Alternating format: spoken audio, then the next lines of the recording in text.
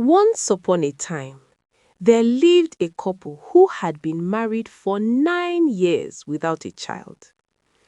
Every night, Cynthia would kneel in prayer before God, lifting her voice with deep longing. Lord, she would plead, open my womb to the cry of a child and bless me with the gift of motherhood. One night, Ikenna woke up and saw his wife praying. Immediately, tears filled his eyes. Before Cynthia could turn around and notice, he quickly wiped the tears away.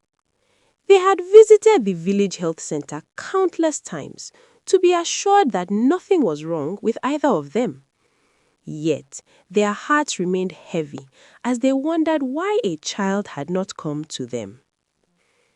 In her desperation, Cynthia tried every kind of traditional remedy prepared from herbs bitter, sweet, and even sour. She drank them all with hope in her heart, longing for the blessing of a child. Ikenna did not stay behind in this struggle. He also took the herbal mixtures beside his wife, sharing both her hope and her burden. One windy morning, as the cool breeze gently stirred their curtains, the couple woke up to a new day. Cynthia turned to Ikenna and said softly, I am not feeling too well. I don't think I will be able to go to the farm today. A worried expression crossed Ikenna's face. What is wrong, my wife? He asked, placing his hand on her forehead. She looked up at him and smiled faintly. I think I am coming down with something, she replied. Afterwards, he prepared breakfast for her and gently told her to rest once she had finished eating. Soon after, Ikenna picked up his hoe and cutlass and prepared to leave for the farm. Cynthia stood by the doorway, watching him go as she waved and bade him farewell. Cynthia went back to sleep, hoping to feel better when she wakes up. But unfortunately, she was woken up abruptly with a loud knock on her door.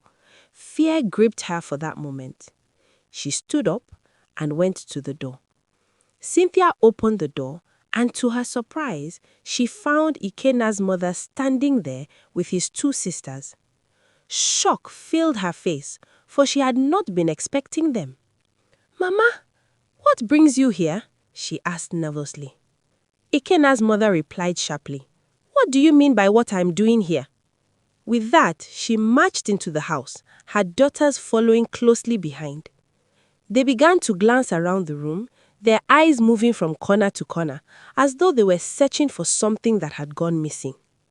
Where is my son? Ikenna's mother demanded. He has gone to the farm, Cynthia replied quietly.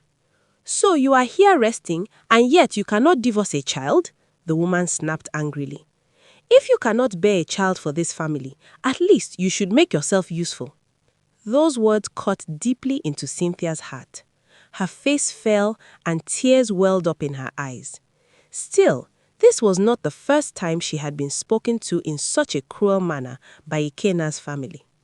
She was often spoken in a cruel manner at any chance given and always excluded her from family gatherings because she had not yet given birth.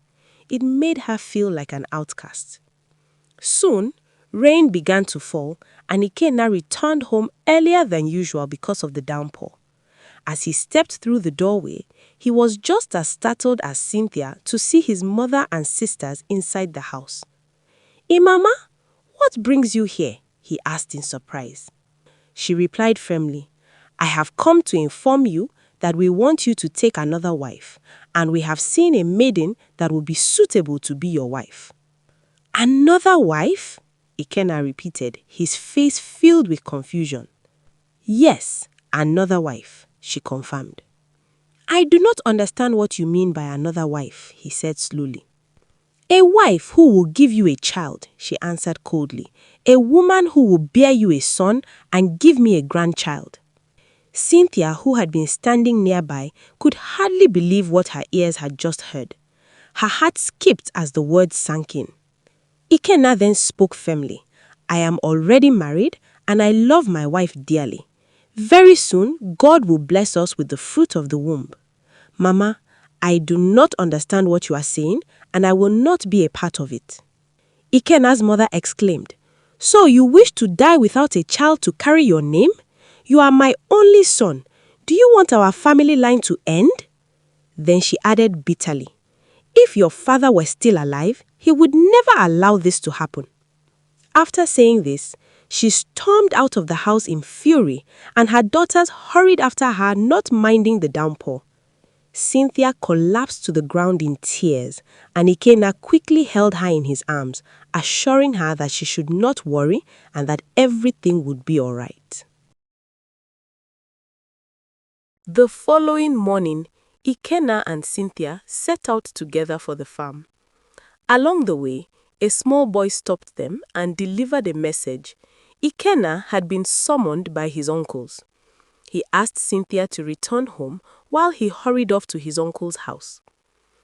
When he entered the compound, he found his mother already seated with his uncles. One of them motioned to him and said, Sit down, my son. Ikenna obeyed and took a seat. Then the uncle spoke again. Ikenna, you must take the wife your mother has chosen for you so that you may have a child, he added. Ikenna remained silent, unable to utter a single word. After a long moment, he finally looked at them and said that he had heard everything they had said. Then he rose to his feet and walked away, leaving his uncles and mother puzzled at his reaction. On his way home, he saw a man carrying his little son on his shoulders.